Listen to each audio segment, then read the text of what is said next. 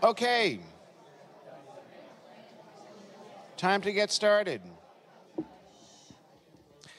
Good evening and welcome to the Kansas City Public Library. I'm Henry Fortunato, Director of Public Affairs. Thank you for joining us in the second iteration of this month's Stealth Series. Stealth Series, it's not really been announced publicly, but what it really is not so great moments in French military history. Tonight's program, marking the 75th anniversary of the defeat of France by Nazi Germany, as well as the one we did 2 weeks ago, commemorating the 200th anniversary of Napoleon's defeat at Waterloo, suggests that we got some possibilities here. Both of these programs attracted over 250 people. I got to work on that. I will say that both of these programs could not have been possible without our excellent and extraordinary partners at the Department of Military History at the Command and General Staff College at Fort Leavenworth. Yeah, absolutely.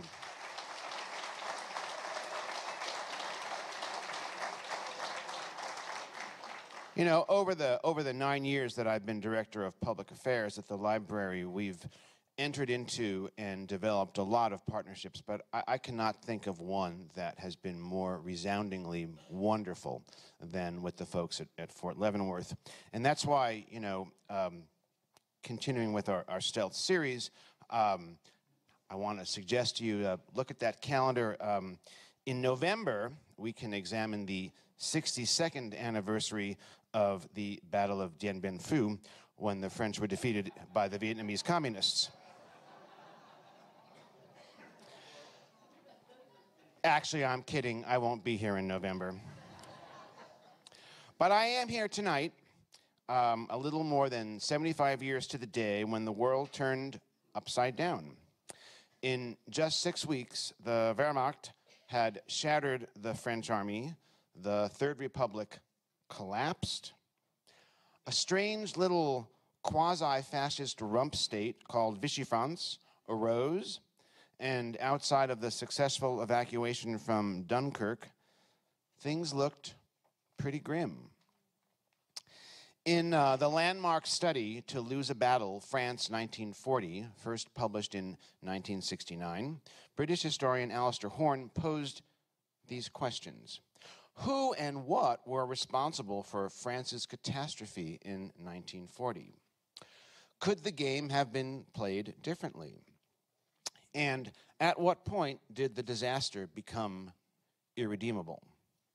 These questions still resonate, and tonight, in what I know will be an excellent talk, Dr. Mark T. Gurgis is going to address them and more.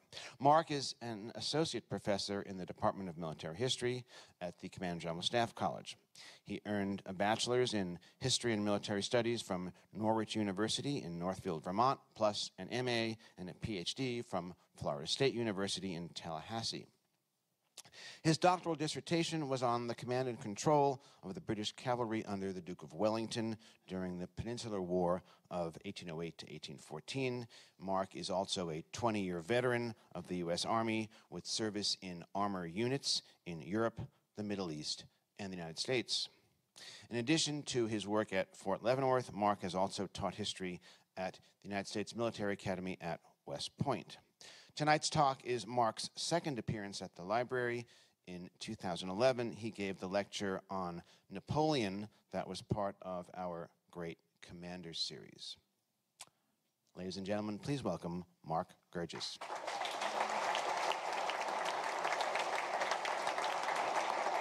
Thanks, Henry. Thank you. I didn't realize it was part of a stealth series here on the defeats of France, because Henry was very kind of jumping around a little bit on my particular biography, because I am much more comfortable talking about the Duke of Wellington, Napoleon, and the British Army fighting in Portugal and Spain. That's really my research area. And so you could probably ask, why did a nice Napoleonic guy like I get sucked into the 20th century?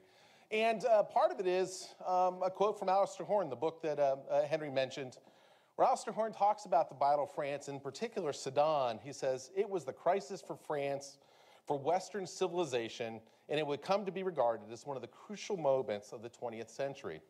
And I would imagine that most people here tonight probably haven't thought about this as the crucial moment of the 20th century. But let me go back a little bit of why I particularly find myself fascinated about this campaign and really have spent the last 30 years researching and looking into this campaign. And I'm a child of the 60s, coming to age in the 70s. And I was raised on things like the BBC series The World at War, war movies, Patton, all these other ones that kind of painted this tactical superiority of the Germans, that you just knew that they were so unbelievably skilled at the tactical level that any sort of mechanized warfare was really a predetermined outcome. And then I'm commissioned as an armor officer, and I will spend my first tour in Germany as a tank platoon leader. In the 3rd Armored Division, the northern portion of the Central Army Group, on our left flank was a German corps. We had a partnership battalion with the Panzer Grenadier, or partnership battalion was a Panzer Grenadier battalion. We called our tanks Panzers. And the U.S. Army at that time was on a renaissance of its doctrine and looking at this idea called air-land battle. And to do this, they had gone back to German philosophers, or Prussian philosophers like Karl von Clausewitz, talking about using in our own doctrine, in our professional journals, things like Schwerpunkt, the main effort, the finger Spritzenfuge, the finger touching to know the pulse of the enemy. And so all these terms were kind of in there. And then I read a book, and it was Alistair Horn's To Lose a Battle. And we kind of in Germany at that time period were really all in about how good the Germans were and their superiority over the French and over the Russians. And then when you read Alistair Horn's book, Alistair Horn paints a different picture. He talks about really all these opportunities for the French just slipping away, how these opportunities are there, and the French are just acting too slowly. They're just missing the opportunity. They don't notice it at the time. And it really piqued my interest. And it was one of these things that I kept looking on. And then in the 1990s, I went to West Point, and my boss there was a Colonel Robert Doty, who was the head of the department. He had written a book The Breaking Point, about the fall of Sedan. And it focuses just on the 19th Panzer Corps breaking through at the Battle of Sedan. And interestingly enough, there's really no tanks there. This is just German infantry versus French infantry, and it's a straight-up fight. And it really, again, puts that blitzkrieg mythology that we've kind of grown to just assume is correct to question. And then, of course, by the early 2000s, Karl-Heinz Frieser, who's a historian with the Bundeswehr, the German army, is going to publish a book, first in German, translated into English, called Blitzkrieg Legend, which he addresses specifically the myth of the Blitzkrieg that has grown up in the fall of France, 1940. I also had the opportunity when I was first in the Department of Military History to do a staff ride. It's what the Army calls our visits to battlefields, but it's more than just a visit. We actually do preparation beforehand. The students have to do preparation, and then they go out to the actual piece of ground and study what happened, why does commanders make certain decisions. And so in 2002, I was able to go to Sedan and actually study with some U.S. Army officers and French officers who were going to the French version of the Command General Staff College and walk this ground and look at the ground and try to figure out what had gone on. So, see, it's been pretty much a 30-year piece of why this campaign has fascinated me so much. And there's a number of reasons about mythology about the Allied collapse. Everything from the German tanks were just so much superior to the French. They had more tanks. The fifth column, this shadowy group of people who are cutting telegraph lines, telephone lines, sowing destruction and disorder in the French area. The bridges over the Meuse River not being blown. The impenetrable, this idea that the Ardennes forest is impenetrable. No one could go there. The French are absolutely surprised by that. And then also this defensive mentality of the Maginot Line. Hopefully, as we go through the talk tonight, I'll address all these particular ones. If I don't address them directly, we can talk about them as we go into the questions and answers. I do want to point out in the photos real quick, just a couple of things. Notice the victory parade in Paris. This is late June 1940, the victory parade going by the Arc de Triomphe on the Champs-Élysées. Notice the mechanization of the German army. About 80% of the German army is going to be horse-drawn and foot-powered throughout the entire Second World War. And we tend to think about the Germans as being this mechanized juggernaut and being so good on just how in automobiles. The first Autobahn is a section from Hanover to Basel. It started in 1935. It doesn't get finished till 1967. German car ownership in 1940 is 1.5% of the population. France at that time has 5% of the population, and the United States, with our love of automobiles, is a 20% population. So this mythology, and much more the German army, is horse-drawn like this. I also have two generals that we'll talk a lot about tonight. One is Heinz Guderian, Armor Corps commander of the 19th Panzer Corps. I want you to notice both him and Erwin Rommel, who's a major general at that time, commanding the 7th Panzer Division. Notice what's around their neck. They have binoculars, okay? As a general officer, you really don't need binoculars unless you are up front with the leading elements, trying to make decisions, trying to point it. And that's part of the secret of this German success, is the leading from the front that the German officers are going to do. The man in the middle, a little sad, downcast, is 68-year-old Gamelin, who's the French commander-in-chief. Notice he does not have binoculars around his neck. His headquarters at Vincennes on the outskirts, on the eastern outskirts of Paris, does not have radios. He doesn't want radios there. He wants telephone lines coming in. Every hour on the hour, a motorcycle courier leaves with dispatches for the front. And part of this is just showing the differences of the mentality of the two sides as we go into this. But let me go back a little bit and talk about how we got here. And I really need to start a little bit with the France in the 1920s and 30s.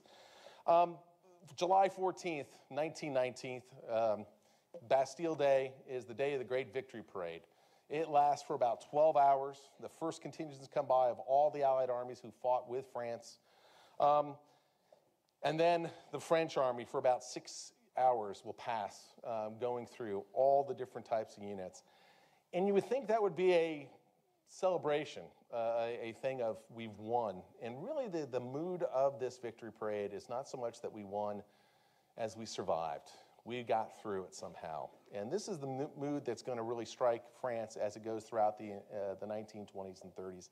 It's not a celebration that we've defeated our French or our German opponent. It's that we survived. And the effort that France has to do this is immense. We tend to, being in the English-speaking world, kind of think a lot about the British in World War I. If you're following along all the World War I commemorations for the centennial, it's so much on the British contributions. But 75% of the front line is held by French troops. And that's in 1918, after the U.S. Army comes in and takes 100 miles out of the front. So the vast majority, and the French have got a very macabre way of describing things.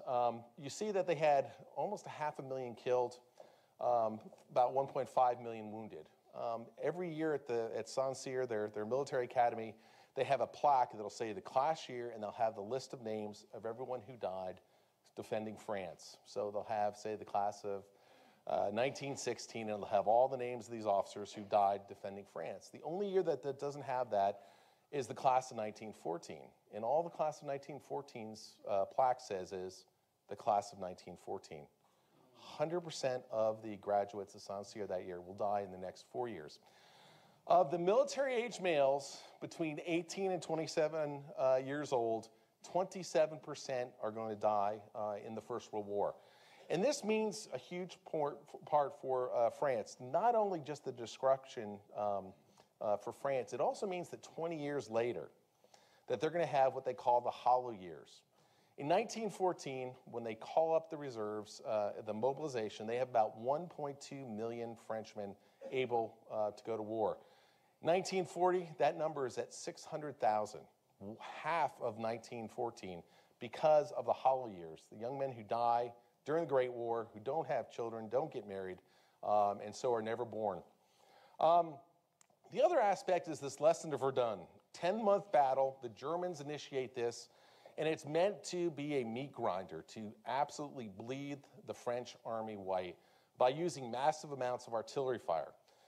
They picked Verdun because it's symbolic to the French nation, and it is going to become this catastrophic fight for 10 months. And the Germans kind of forget why they're fighting there and using the artillery fire, and they will get drawn in. But for the French army, every single infantry regiment in the French army will rotate through Verdun. And one of the lessons of this is just the absolute destructive power of modern firepower. You can't send brave young men like you could in 1870 or back in the Napoleonic era to cross the beaten ground. You have to rely on firepower to do that, and then infantry will occupy. The other aspect, there's two forts at the Verdun area, Fort Dumont and Vaux, which are going to hold out against the Germans with very, very few defenders against, at one point, division-level attacks. And the other lesson is that these prepared defenses have a huge benefit that you don't have to sacrifice your lives. What it means is you come out of World War I is that the French and Germans start to diverge in their doctrine of what just happened. In the latter part of March and April of 1918, the Germans will go on the offensive. They're going to go on the offensive using what they call infiltration tactics. It's not based on armored vehicles. It's by initiative and small unit actions. And they're going to, for the first time in the war, restore mobility to the battlefield. But they can't sustain it because of the losses they're going to take. After the war, the German army is reduced down to 100,000 men, basically a big police force. And during that time period, 1920, 1921, they're going to study what just happened. And Hans von Seeckt, who's going to be head of the Reichswehr, interestingly enough, sets up 57 committees. And he doesn't say, what did we learn in the war? He says, what just happened? What did we do about it? What happened that we did not expect? And what do you think that means for the future? And so these 57 committees look at this. And then in 1921 and 1922, they published new doctrine based on those lessons they learned from the war. What this, and I bring this out because mechanization has nothing to do with the way the Germans want to fight, this idea that we call blitzkrieg, which of course is not a German word. It's coined by a British correspondent. The Germans would have fought this way whether they had wheeled vehicles, whether they had tanks, or if they were on foot. It has nothing to do with the means of moving. It had everything to do with what you want to do with the enemy. The French take a different lesson from it. This idea of the firepowers, you have to have massive amounts of artillery, and a senior commander has to be able to sit back and see where the real problem is going to be, and then he can mass the artillery to fire against that position. What that means is the commander can't be too far forward. He has to be back, have good communications, has to be able to see, and then move those assets around to be able to strike them. And so the French doctrine starts to be what they call the methodical battle, this idea that you use massive amounts of firepower, don't send your young men there, and then occupy it with tanks and infantry, consolidate, and then you move forward again and again. The last aspect is just the Third Republic itself, and we don't have time tonight to go into the problems with the left and the right in the Third Republic. One of the issues, though, is in the last 10 years, 1930 and 1940, there's 19 different prime ministers, 19 different changes of government. Despite that, despite the fights between the left and the right in France, France still spends a huge amount of effort and a huge amount of time modernizing their army, preparing for the next war with Germany, because they know they're right next door.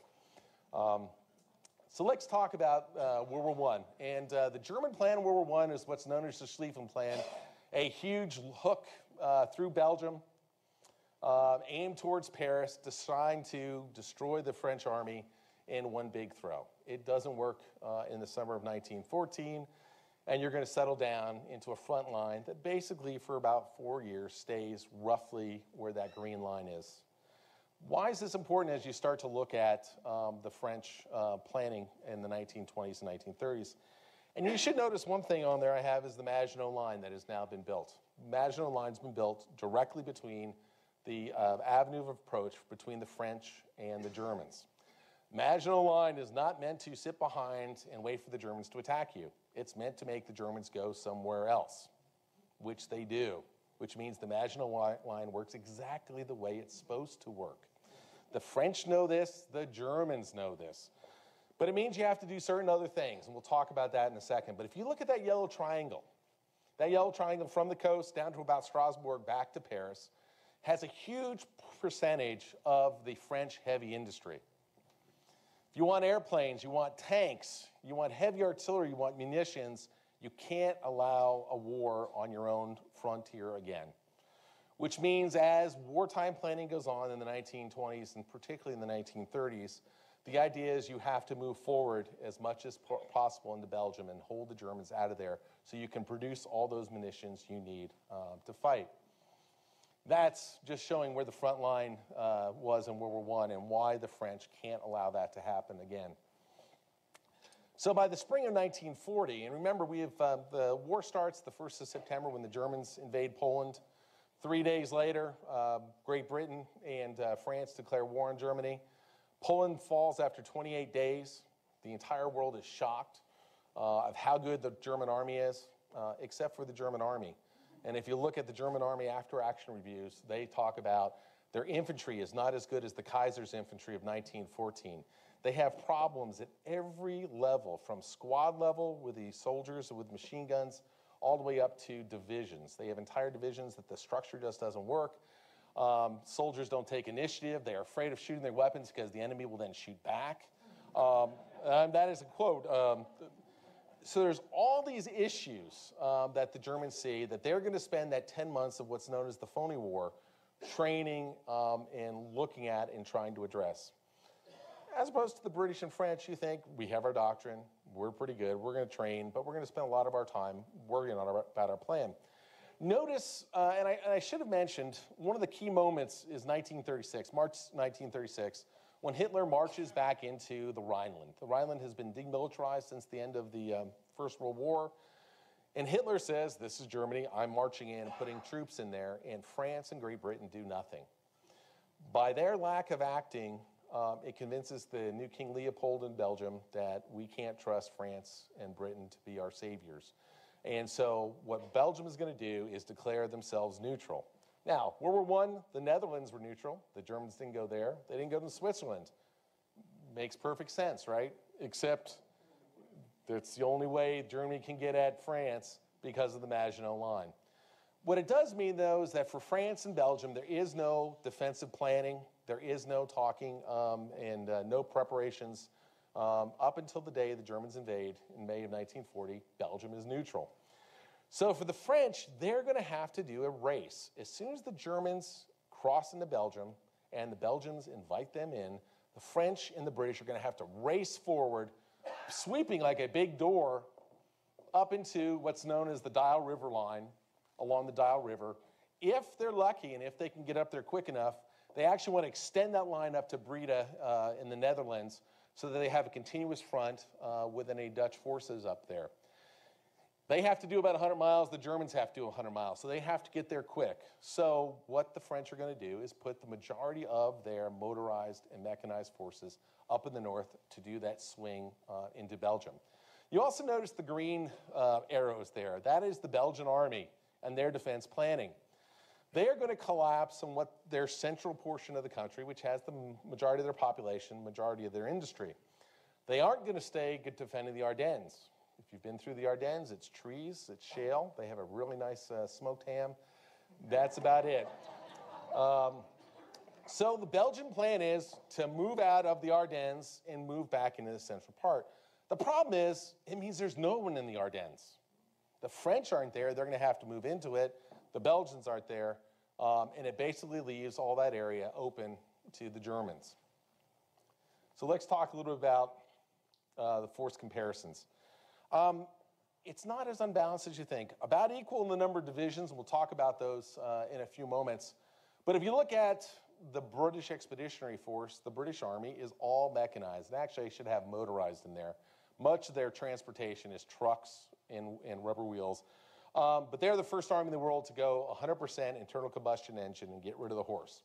The Netherlands will bring 10, the Belgians will bring 22. But when you look at tanks, the Allies outnumber the Germans almost 2-1. And if you notice, the Germans, 1,500 of those are obsolete, what they call Panzer Is and Panzer IIs, armed with either machine guns or a light cannon and a machine gun, very thinly armed.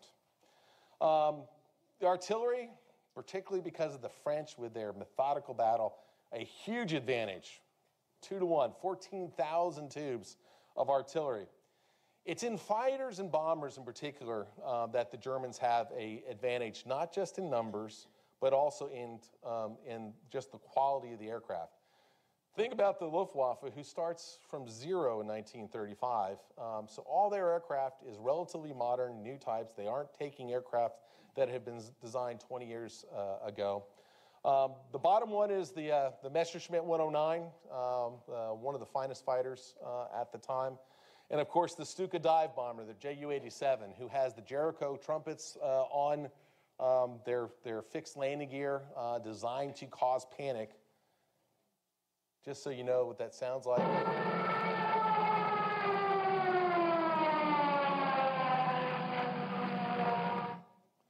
Loud and scary, and again, seeing those come.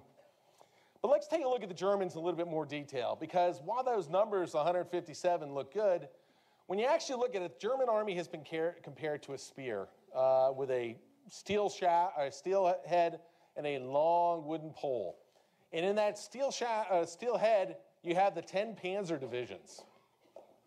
They're absolute elite forces. 6 motorized divisions, infantry being moved around primarily by trucks. And then you have the wooden shaft, which are infantry, 61 divisions that are fully capable of doing offense and defensive operations. Then you've got another 30 divisions that are conditionally able to do offense and defense. Then you got 28 divisions that are only good for the defense, and you got some that are only conditionally good for the defense. All those divisions, other than the 16 motorized and mechanized, march on foot. They move at the speed of soldiers' boots, just the way the Roman legions moved 2,000 years ago. And this is going to be a huge piece of the problem for the Germans as they advance through France, because that armored spearhead is going to move quickly, sometimes 30 and 40 miles a day, while the infantry are likely to do 15 to 20 miles a day, day after day. That picture down there in the bottom showing the motorization, you can see the German sidecars, motorcycles, but you also see horses that are pulling most of the artillery, much of their logistics carts. For the Allies, the French have 3 armored divisions, and these are known as Division Cuirassier, going back to the heavy cavalry. Almost no infantry. These are meant to be that shock effect, smash something. One division, the 4th Armored Division, actually begins its forming on the 10th of May when the Germans attack. They also have 6 more motorized divisions, and then these 6 DLMs, these light mechanized divisions, which are pretty much the equivalent of a Panzer division. They are good balance, about 174 tanks with mechanized infantry and half-tracks. The British armored and motorized forces for the British Expeditionary Force. So let's talk a little bit how the German plan changes over time.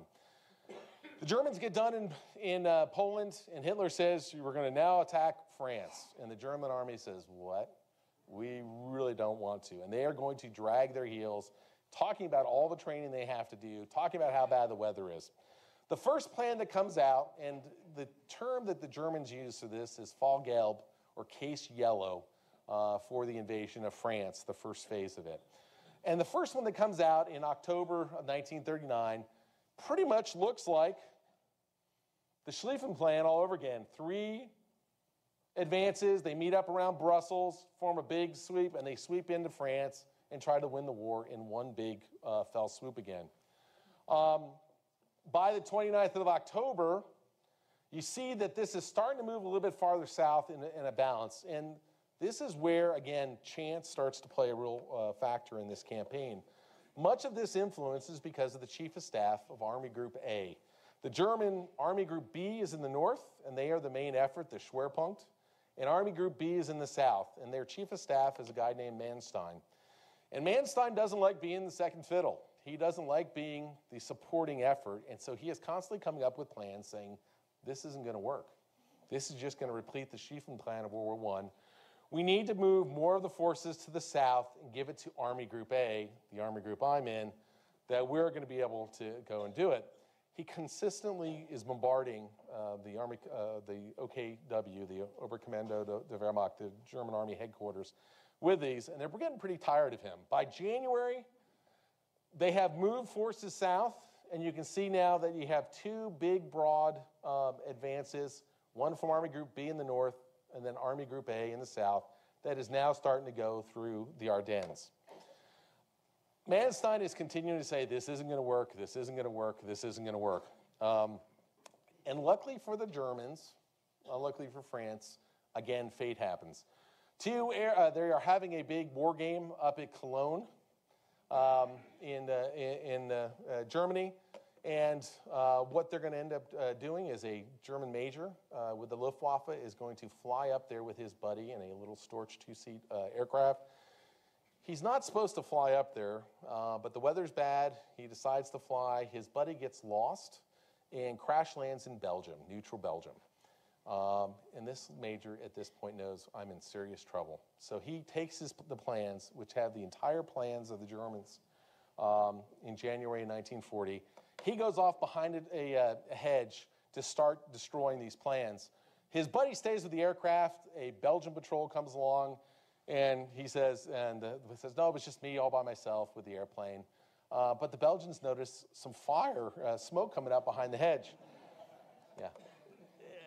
It gets worse. I should have started off with the German major goes behind the hedge to start the fire, and his lighter doesn't work. A Belgian farmer comes along and says, oh, you trying to start a fire? I've got some matches here. He starts the fire. The Belgian patrol sees it. They grab these two officers. Remember, they're not at war now. These are just neutrals that have crash landed, but they seize the plans. And then they're going to do is take them back to their patrol post, and the lieutenant in charge of this patrol is going to call up saying, what do you want me to do with these two majors? And they leave the majors alone for a minute. There's a big potbelly stove in the room. It's January. It's burning away. They grab their papers, run over to the potbelly stove, open the door, and throw the maps into the stove. The Belgians run over there. They grab what they can. They put it out as much as they can. But the majors, the German majors say, oh, don't worry about it. We destroyed the plans. Nothing to worry about. Unfortunately, the German intelligence starts picking up huge amounts of radio and telephone traffic in the Belgians, and they realize that they got enough of the plan, and that the Belgians and British and the French now know exactly where we plan to attack. And so the plan's compromised. And just to remind you, here's what the French and Belgian and British plan looks like. And if you notice, as these two plans come together, this is almost perfect. For any of these options, this is where they think the main battle is going to take place. And this is where the French and British have put their best forces. And so the fight will take place there. It actually makes the French even more bold. They say, we know where the Germans are going to come, so we're not just going to go to the Dial River. We're going to go all the way up to Breda, even farther, and be more offensively minded. The Germans, on the other hand, say, our plan is absolutely compromised. What are we going to do? Van Manstein has been constantly bombarding their headquarters with these ideas. They finally have gotten tired of him, and he will be promoted up and out of the Western Front. He's given a corps command in Poland. He's given his 3rd star. And as he moves across Germany to take up his command in Poland, Hitler decides he's going to have a reception for all these brand new promoted lieutenant generals. Hitler's heard about Manstein's plan and wants to talk to him, but he doesn't want to interfere with the army, and so he can't just call Manstein to Berlin. And so he has this reception. As soon as Manstein walks in the room, he says, tell me about your plan. And here's the plan. It is now making the main effort down to Army Group A with 7 out of the 10 Panzer divisions, sweeping through the Ardennes, sweeping just past the left flank of the Maginot Line, and then instead of trying to win the war in one big campaign like they did in World War I, to just go to the Channel coast, to isolate and destroy the French and British forces up here.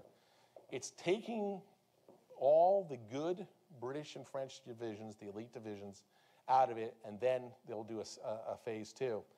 Just to remind you, here's how the two of them look when you put the two together. And you can kind of see how lucky the Germans are that their majors crashed, and how much that the French bought that plan was not going to change after they got a copy of the plan. So they have laid most of their mechanized, motorized divisions are up with 7th Army and the British Expeditionary Force and the 1st Army. These are the absolute best of the Allied forces that are going to be there. As you go down, then when you start getting to 3rd Army and 2nd Army, you start getting good armies, because what their fear is that the Germans, if they do penetrate, will come around the flank of the Maginot Line. We've put all this money into the Maginot Line. It's only good if you attack us straight on. If you come around the flank, that's the problem.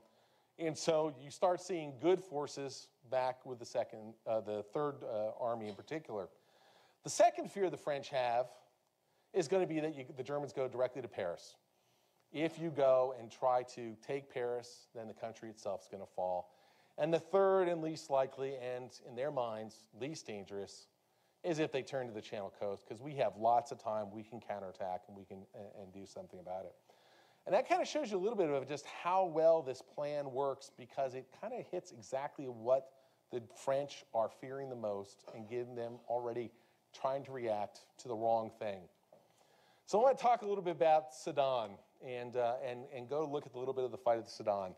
19th Panzer Corps under Heinz Guderian, made up of 3 Panzer divisions, the 1st, 2nd, and 10th.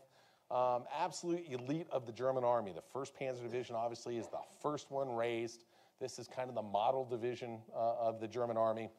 And the Grossdeutschland Infantry Regiment is a regiment made up of volunteers from throughout all of Germany. It's the greater Germany. And again, this is an elite regiment of infantry also. Facing them is the 147th Fortress Infantry Regiment and 103 bunkers. Fortress infantry units are designed to be in fortresses.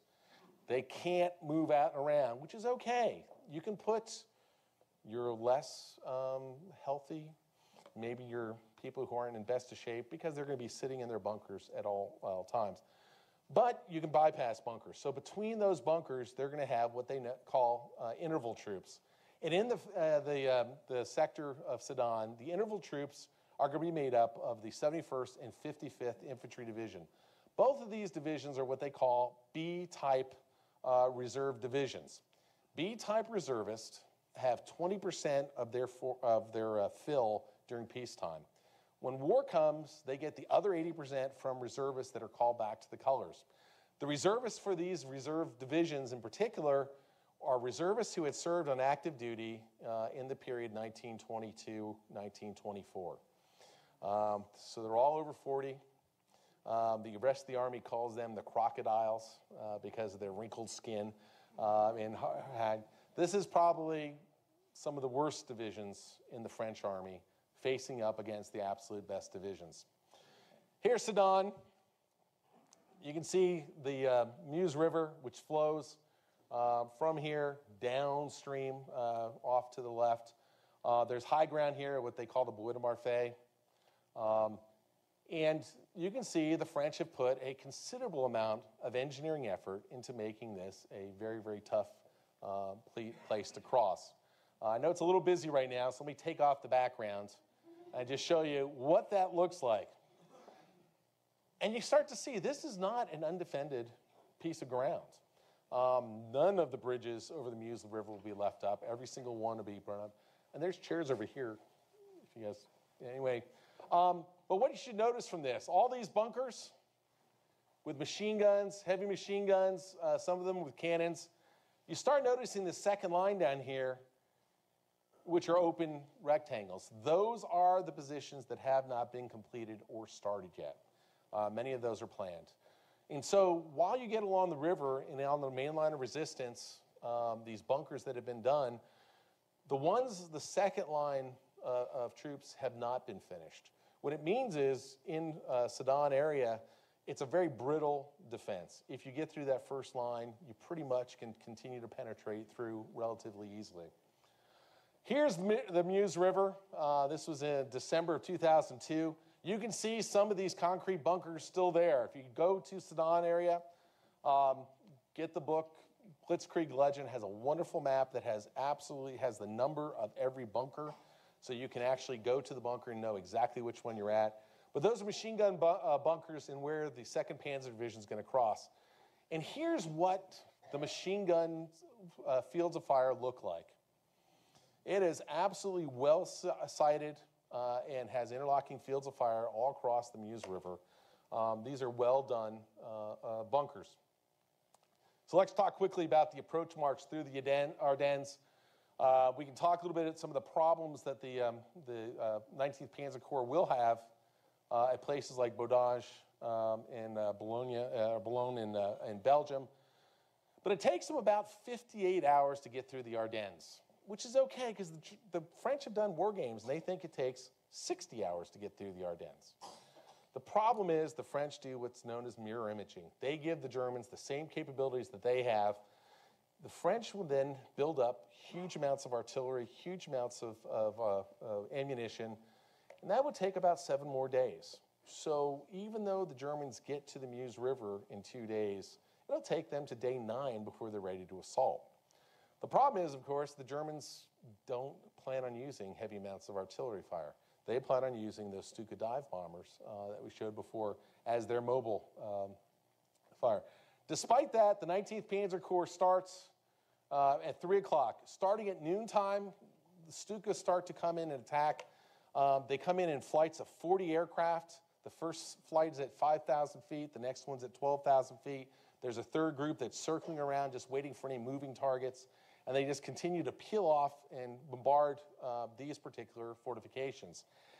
The fortifications themselves take very little damage. If you go there today and look at these, some of the big bunkers, you might see a scab where a 250-pound bomb hit it. And it's about a quarter-inch scab of concrete that's lifted off.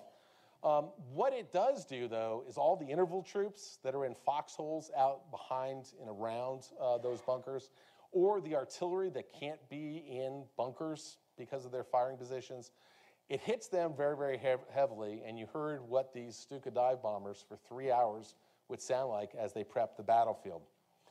But they start crossing at 3 o'clock, and the French absolutely stop them dead at 4 out of the 6 crossing points. No one from 2nd Panzer gets crossed. No one from the main assaults and 10th Panzer gets crossed. And only in the 1st Panzer Division area and the Grossdeutschland Regiment are there going to be any successes. And part of the reasons those successes, again, goes to this seizing the initiative, lower level leadership.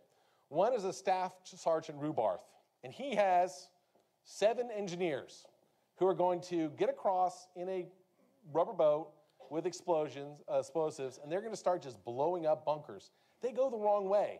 They're supposed to be blowing up bunkers here to help their division, the 10th Panzer, cross. But Rubarth's being shot at. Those are the ones he starts going for. And what ends up happening is Rubarth and his men, and he has to continue to send men back, get more explosives. Most of his men get killed and wounded. He gets more guys. They end up taking out many of these positions that allows the 1st Infantry Regiment of the 1st Panzer Division to cross. 1st Panzer is going to get across, and they're going to get to their objectives by about 8:30 at night. They're led by Lieutenant Colonel Hermann Balk, who's an exceptional leader. He'll be an Army Group Commander by 1944. But Balk gets there. His men are tired. His men have taken heavy losses. He looks up from his positions and knows that this area, the Bois de Marfay, is the key ground. It's 2nd Panzer Division's objectives. But he says, we got to take those objectives. We can't just sit here because he knows 2nd Panzer Division does not cross the river. And he'll leave his troops up there, and by 11:30 at night, they start occupying positions up on top of the Bois de Marfay. Why is this important? Well, again, the French are just reacting just a little too slow. They know that there has been a pinprick, some limited crossings of the Meuse River. They start sending reinforcements there.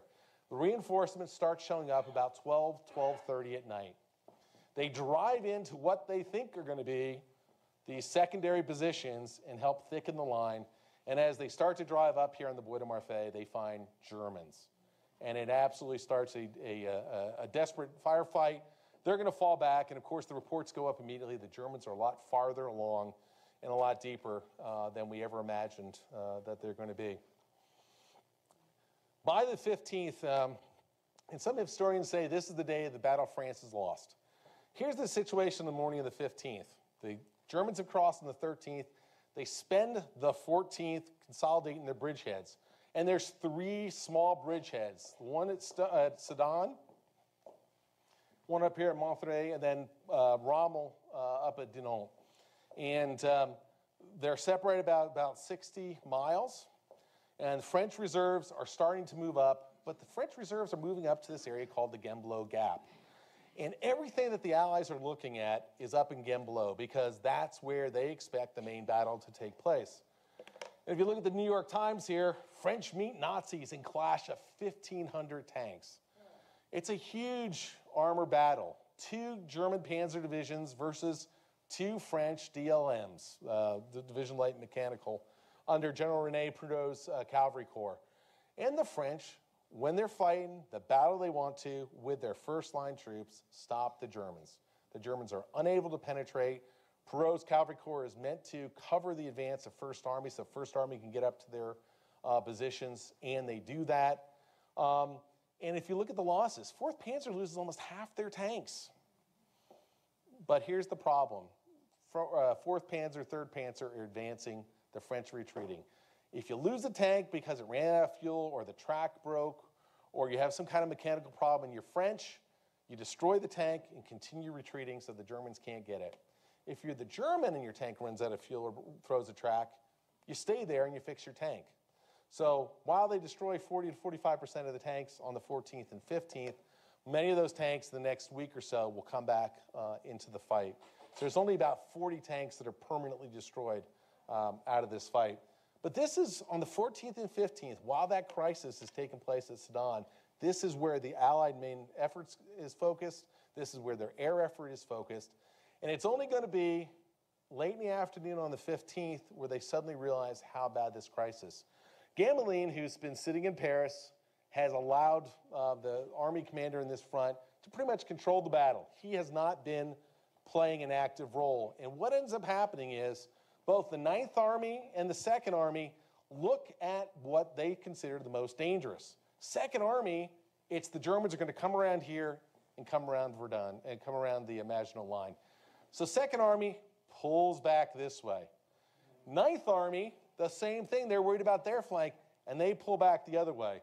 And basically what ends up happening is you have a gate open for the Germans by the night of the 15th. Because no senior commander is consolidating and coordinating the battle, the German commanders at their level, or excuse me, the French commanders at that level are reacting on their own.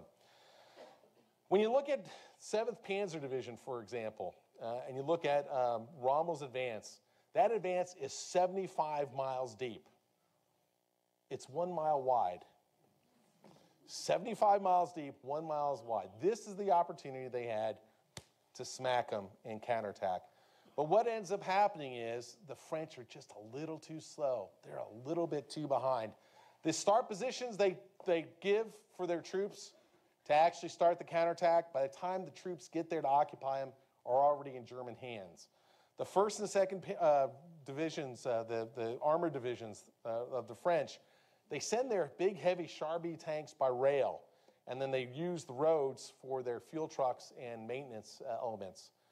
The tanks by rail get ahead, the other ones are moving on the road, and right between the 2 columns, it goes the Germans.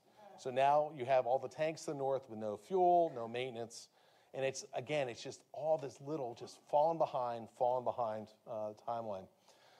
There's going to be fighting in the stone. We're running a little out of time, so I won't go into detail. We can talk about Captain Billon and Ure, the French Char-B. It's going to do what the Germans call the Amokfahrt, this crazy run. It goes into the town of Stone, pushes out the Grossdeutschland regiment, destroys 13 German tanks lined up on the road, comes down, destroys an anti-tank gun, turns the hairpin curve, goes down to the bottom, destroys another anti-tank gun, turns around, Captain Billon opens his hatch to look at everyone following him, and he's all alone. And he then turns around and has to go back up the hill. When he goes back to his French starting positions, there's 140 holes in his tank that have not penetrated. The incredible amount of damage these Char B tanks are able to take. The town of Stone in a 2-day period will change hands 17 times. All right, and that just shows, and part of this is fighting is the 3rd Armored Division of France and the 3rd North African Division, elite units, first-line units, against the Grossdeutschland and the 10th Panzer. German tanks continue to move out. There will be a slight counterattack at Arras on the 24th of May. And again, it's just a little too late, a little too slow. The counterattack is supposed to be 4 divisions, 2 French, 2 British. The French divisions don't go because we're really busy. We can't have a hard time getting to the start point. So Lord Gort with the British Expeditionary Force creates what's known as Frank Force for the commander, Franklin. It's supposed to be 15,000 men, 2 divisions, 74 tanks. But again, what ends up happening? It isn't 2 divisions. It's 2 battalions, 2,000 men. They attack, and they make a surprisingly good impression. Will cause some panic in the 7th Panzer Division with Rommel. It will have one major effect, is that it shows Hitler and Rundstedt, the commander of the Western Front, that the southern flank is not secure of this big panzer corridor, and Hitler will order what's known as the halt order. The halt order stops the panzers so that the Luftwaffe can do the destruction of the Northern Army Group. It allows that breathing room for the miracle of Dunkirk. And you can see between the halt order and 24th, you start seeing that line continues to get smaller and smaller until it's back around the French port of Dunkirk. 26th to the 2nd of June, they evacuated over 330,000 men from the pocket, almost all the British Expeditionary Force, with none of their equipment. 121,000 French and Belgians who will then go across Britain, back on boats, come back to Cherbourg, be handed new rifles, and go into the fight all over again. 700 ships, Royal Navy ships, and small boats will take place, and they're going to lose almost 290 of those. So this is not, this is, when you say a miracle, it's a hard fought off miracle. And I should mention, Operation Dynamo is not the only withdrawal by sea that they're going to do. When the French surrender at the end of June, there will be a second called Operation Ariel from the Channel ports, Le Havre and Cherbourg. It'll bring off another 121,000 soldiers. Case Red, Fall Rot, is the German follow-up on the 5th of June. The French, with this crisis in late May, have brought in Marshal Pétain, the hero of Verdun, as the vice prime minister. He's 84 years old. He's brought in because he's the hero of Verdun, not because he's expected to do anything other than it's Pétain. It also brings in Maxime Weygand, who was the chief of staff under Foch, and he is brought in. He's 74 years old, or 73 years old. He's replacing a 68-year-old, and he's brought on because of that connection to the victory in Foch. And Weygand is going to come up with a plan that basically creates a hedgehog checkerboard pattern of defenses all throughout this area. Basically, any little town is turned into a fortified area. The French are 360-degree security, so they can be bypassed, and they are supposed to fight until they are overwhelmed. In between these towns and fortified areas, the French mechanized divisions are supposed to be there to counterattack. The problem is you've lost 24 infantry divisions, 1 armored division, 2 out of the 5 cavalry divisions, and 6 out of the 7 mechanized divisions up in that northern pocket. Where the French start the war with 104 divisions, they have about 43 divisions for this second phase. The French army fights very, very well starting on the 5th of June. The Germans are held up for almost 3 entire days before they're able to push through because the French have no reserves. They have everything there in the line, and once you wear that down, they're going to break out, and it starts the foot race all over France. I shouldn't say foot race. It's internal combustion engine race. The French are just on foot. Paris is going to, the French government will move out on the 10th of June. By the 17th, Pétain will become prime minister, and he will start talking about an armistice. The armistice will be signed to come again, the same place, the same park that the German surrender takes place in 1918. The Germans go and get the railway car, which is in a museum. They bring it out to the spot. Hitler gets on there. They have the opening portion of the ceremonies. He then leaves. They then do the surrender. There is no negotiations. It's here's your surrender. They then take the railway car to Berlin, where it's going to be destroyed by the Royal Air Force later in the war. And then they raise the park at Compiègne that had been there to the victory of 1918. The only thing they leave is a statue to Marshal Foch. They don't take down. The Maginot Line. 52 major fortresses in the Maginot Line. None fall to the Germans. There will be about 10 minor fortresses that'll fall. But the Maginot Line worked exactly the way it was supposed to. It made the Germans come somewhere else. The British lose 85,000 killed, wounded, and their country is, of course, divided up into free and then occupied France. The British lose all their equipment, all their tanks, all their trucks. The only thing they do have is trained manpower. Lord Gort with the British Expeditionary Force withdrawing them at Dunkirk probably saves Britain, saves the West. And then the Germans, it's not a cakewalk. 156,000 casualties in a 6-week campaign. So let's talk a little bit about the reality of the campaign. It really comes down to training. It's the junior varsity, the worst divisions in the French army against the absolute elite of the German army. This idea of methodical battle, of trying to get all this perfect intelligence and being able to synchronize your fires, just doesn't work when your opponent is trying exactly the opposite of moving quickly and rapidly and going as deeply as possible. The campaign plan, you take away all their motorized and mechanized divisions, you really don't have much else you can do after that. And the last thing, of course, is impenetrable Ardennes. Hardly. That particular picture is taken from a monument outside of Sedan. It's a monument to the 1st Infantry Division, the big red one at Fort Riley. It's from 1918. It's when the U.S. Army moved through the Ardennes. We know you can go through the Ardennes. The French know. The Germans know. You have to do something to stop people from going through it. That's the Char B. That's actually at Stone. That's not Ure, but it's a similar one. Thank you very much. Any questions?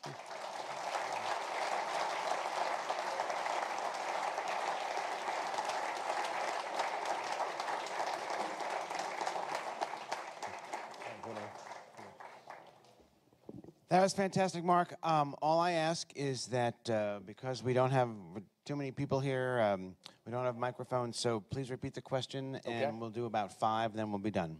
Okay, good. Yes, sir. You only mentioned slightly the role of the Air Force in this, and certainly I grant you're concentrating on the tank, but the commitment of the Royal Air Force to the French, legendary, it was told by Air Vice Marshal Sir Hugh Dowding that the British needed to keep 52 squadrons in reserves, but Churchill got it backwards and left only 25 squadrons in reserve. Did you come across any of that? The question's about the role of air power altogether, and part of it is because of France and because of Norway also, which had been invaded in April. The fear is that there's going to be the sneak attack, and so much of the Allied air power, even some of the best squadrons of France, are stationed in North Africa because they expect they're going to have plenty of time to move them from North Africa back up there, which is going to hamper their peace in this. The Royal Air Force is going to play a huge role, and as is the French Air Force. And the problem is just that the Germans have got the ability, experience from the Condor Legion in Spain, of moving airfields quickly, staying up behind the front. Dowding is going to say we need 52 squadrons to defend Britain. And it's not that Churchill gets it backwards. He has already gotten down to 36 squadrons left in Great Britain because Churchill keeps going to Paris and saying, here, what do you need, what do you need, what do you need? And the French continue to say, we need air power, we need air power, we need air power. And part of it is just the German aircraft are all relatively new. French, British aircraft, they have British battles. This terrible aircraft flies low range. Entire squadrons will go in. There's one day where they're attacking the Meuse River bridgeheads. They attack with 71 aircraft. 40 of them get shot down. It is the heaviest casualties of any comparable raid for the RAF in its history. And so the disparity just gets worse and worse and worse. Ironically, when you get towards Dunkirk, now you start to have the Royal Air Force flying from airfields in Kent who can start staying over the battlefield, and it starts to level it off a little bit at that time period. But the fight about when is too much, when do you not support France anymore is a huge contentious issue. The French think that they were stabbed in the back by the evacuation of Dunkirk. Gort, for his piece, the first 8 days of the campaign, he gets 0 orders from his army commander, the French army commander he works for. The British Expeditionary Force just kind of sits there. They fight, but not really heavy peace. The only time they start to really worry about Gort and the BAF is when they want him to counterattack at Arras, and that's where Gort's going to play a role. So hopefully that answered it. Question? Yes, sir. The Germans in the interwar period, they studied other theaters. Guderian met JFC Fuller. Mm-hmm. Did the French look outside for any other ideas? It seems like they turned in. I don't know if anybody had any influence on that outside. Well, the problem is, and part of it is when you, thank you, Mike, repeating the question. The question is about the Germans are going to look at other people like JFC Fuller. Guderian actually hires a translator who takes British newspaper reports of mechanized experiments, translates it into German. And the question is whether the French did something similar. Yes, I mean, there's talk, there's looking at what's going on in Spain as the Civil War is going on. Part of the problem is you start getting into this fight of the Third Republic. De Gaulle, for example, is going to write a book called Towards a Professional Army. And it really says we don't need this huge, expansive conscript army. We need a small professional force that are motorized and mechanized. And when you look at that, he tries to publish it in 35, 36, right at the time where Leo Blum and the Popular Front have been elected, this leftist government. They look at it not as a means of making the army better, but as a means of making the army more reactionary and fascist. And so when you start talking about, improving the army, a lot of it gets wrapped up in internal politics and not necessarily any kind of logical piece. So yeah, they do quite a bit. Part of it is when the French use history in the interwar period, they want to go and prove what they think is right. So they think firepower is what is going to be good. So they go back and they tell people, go back to the First World War, show me where the use of massive amounts of firepower worked. And so the historians go back and they write all these articles about how great firepower was ever done and how it worked in the developed offensives or how it failed. It's self-supporting. They never go back and say, show me when it doesn't work. Because there's just as many examples of when firepower doesn't work as it does. They reinforce what they already think. Any other questions? Yes, sir. Did any German unit ever attack a major segment of the national line? Did any unit attack any segment of the Maginot Line? Yes, there's going to be attack in mid-part of June on some of the forts, La Ferté on the Maginot Line. It's not one of the big fortresses. It's part of the outlying ones. But part of it is to make sure that you have newsreel photos of the German army taking Maginot Line forts. Part of the other thing is Rommel thinks he's gone through the extension of the Maginot Line. I mean, the Maginot Line ends where it ends for 2 reasons. One is you don't put a wall behind your allies if you expect them to be good allies. The other part is these are the Low Countries. There's not a big difference between the water tables, so you can't build these huge fortifications up in the plains up there in northern France. There are, much like you saw at Sedan, these fortress, these pillboxes, but they're more individual fighting positions. And when Rommel breaks through at Dinant, he thinks he's broken through a minor section of the Maginot Line. Will write his wife Lou saying, hey, I've broken through the Maginot Line. Aren't I wonderful? But yeah, the Germans will attack La Ferté to show that they can do it. And they take some huge losses as they do it. Yes, sir. Was there anything like a typical fortress on the Maginot Line?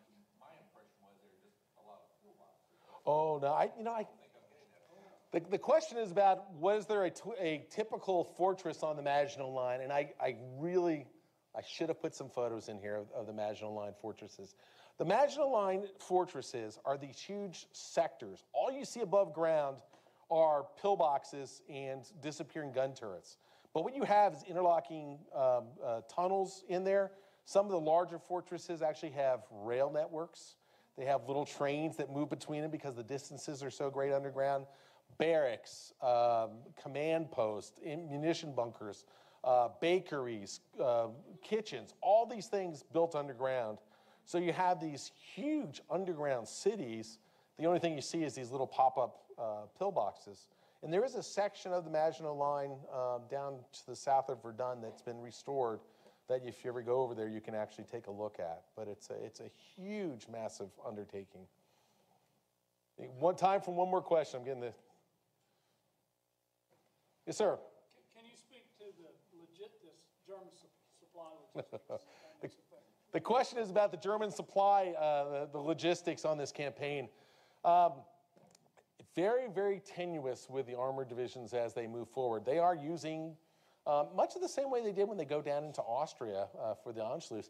They're using basically just gas stations on the road. They're capturing